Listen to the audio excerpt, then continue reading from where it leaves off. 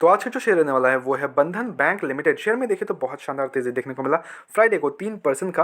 वही एक दिन की बात कर लो तो सडनली यहाँ पे हमें गिरावट देखने को मिला था शेयर में 145 के अराउंड आ गया था। वहाँ से फिर हमें एक फ्राइडे को रिवर्सल देखने को मिल रहा है 19 दिसंबर को।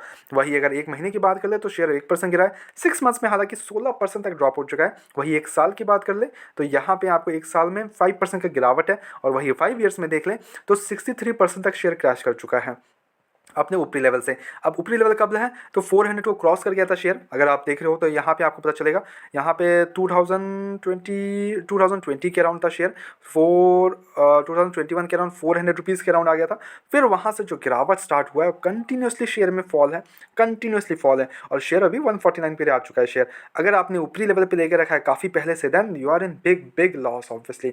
ठीक है, दैट्स वाई ऑलवेज से कि अच्छे फंडामेंटल स्ट्रॉन्ग स्टॉक्स रखना और अच्छे गुड बैंक्स वगैरह रखना काफ़ी ज़्यादा इंपॉर्टेंट है।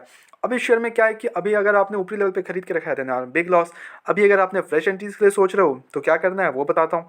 ठीक है, अब यहाँ पे एक कंपनी पे न्यूज़ भी है। और क्या न्यूज़ है, 2 दिन पहले की 18 तारीख को, तो वहाँ पे उसके कारण भी गिरावट देखने को मिला था। उसके बाद में 19 दिसंबर को यहाँ पे एक अच्छा जंप देखने को मिल रहा है। अब कंपनी पे यहाँ क्या हुआ है कि वन स्टॉक है was banned from trade Thursday 18 December by NSE।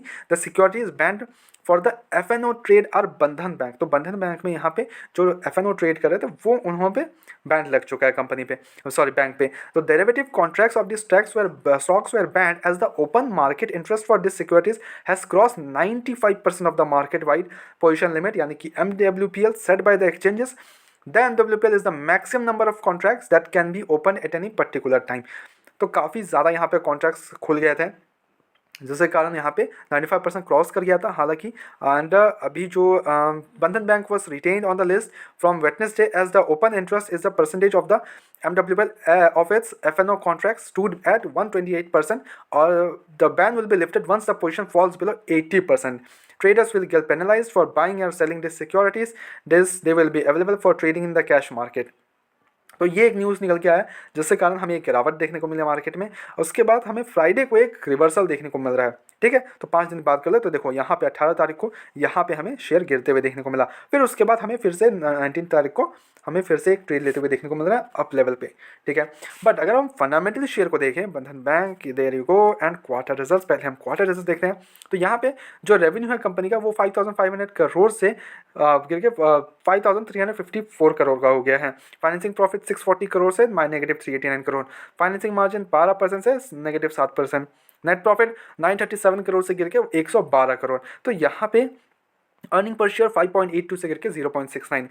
तो यहाँ पे हर एक फैक्टर में कंपनी ने, सॉरी बैंक ने, मैं बार बार कंपनी मेंशन कर रहा हूँ यार, बैंक ने यहाँ पे रिजल्ट्स अच्छे प्रेजेंट नहीं किए हैं। बंधन बैंक के results are not that well good. Okay, तो results are not good.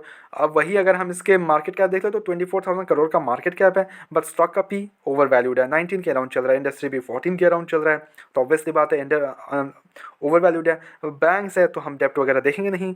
Operating margin 43% पे है। PG ratio 0.11। Profit growth negative पे है। इन्वेस्टर्स का चेकआउट कर लें तो यहाँ पे 40% की तो होल्डिंग प्रमोटर्स की है। प्रमोटर्स अपना माल खुद खरीदे हैं इस बार, दैट इज इंटरेस्टिंग।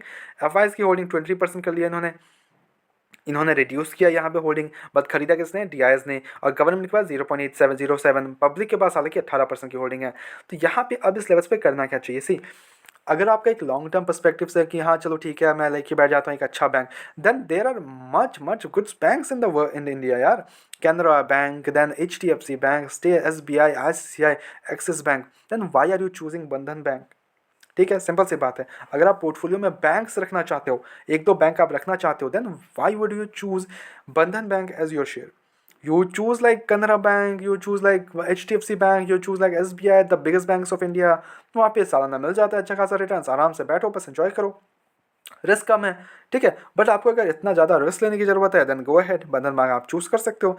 बट मेरे हिसाब से अभी के लिए तो मैं इसको अवॉइड करना चाहूँगा। Why I am saying avoiding, because results वगैरह उतने खास है नहीं, ट्रेड पे बैन है, everything is going not good with the bank as well. ठीक है, यहाँ पे जो FIs में होल्डिंग्स वगैरह है गुड है, no doubt and promoters increase कर रहे हैं, FIs ने माल को थोड़ा सा बेचा है, DIs ने यहाँ पे इंक्रीज कर रहे हैं, नो डाउट एंड गुड है।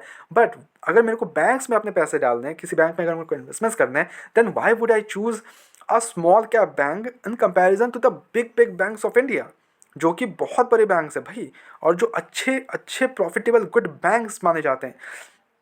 HDFC, SBI, ICICI, axis bank, Kotak bank and then आपका कैनरा बैंक, ये बिगेस्ट बैंक्स है, तो इनमें हम चूज़ करेंगे ना। Why would I choose Bandhan bank in my portfolio? Simple सी बात है। तो मेरे हिसाब से मैं अपना जो भी अगर बैंक्स में डालने हूँ, बिकॉज देखो बैंक्स एक ऐसी चीज़ है कि लाइक कि कभी डूबने वाली तो ऐसा कुछ है नहीं, ऐसी सीन वगैरह, no doubt in this. But आपको अगर येस बैंक जैसा हालत करना है तो फिर गो हैड, बट अगर मेरे को अच्छे बैंक्स चूज़ करना है तो मैं अच्छे बैंक्स में चूज़ करूँगा, ऑब्वियस सी बात है।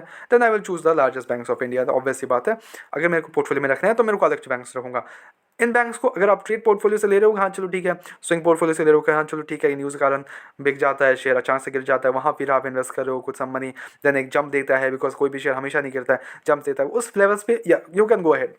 ठीक है, फ्रेश एंड चीज़ मेरे हिसाब से तो अभी के लिए आराम से बैठो। ठीक है, अगर आप ऑलरेडी इन्वेस्टेड हो, लॉस में हो, देन आप सेल भी नहीं कर सकते हो, तो भाई आराम से बैठो, कोई इशूज़ नहीं है। ठीक है, बट मेरी तरफ से हालांकि कोई बाय एंड सरकमस्टेंस बिल्कुल भी नहीं है, ओनली सजेशंस है। तो please take it as a suggestion, अपने एजुकेशन पर्पस के तौर पे वीडियो को देखो, go head your own research as well and then make the investments. Blindly किसी पे विश्वास करके इन्वेस्टमेंट्स ना करें। ऐसे रेगुलर अपडेट्स के चैनल को सब्सक्राइब करो, वीडियो को लाइक करो। मिलते हैं नेक्स्ट वीडियोस में।